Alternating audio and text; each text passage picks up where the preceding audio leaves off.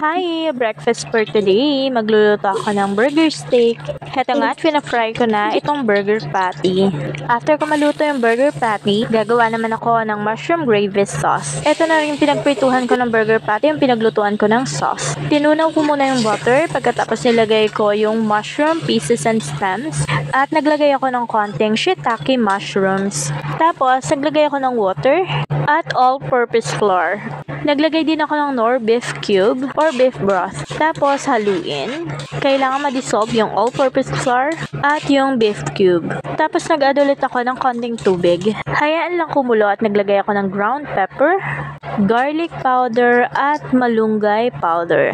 Optional lang naman yan kasi ginawa ko lang yung malunggay powder, guys. May pinutol kasi na puno ng malunggay. So, nang hinayang ako sa mga dahon, kaya ginawa ko na lang malunggay powder.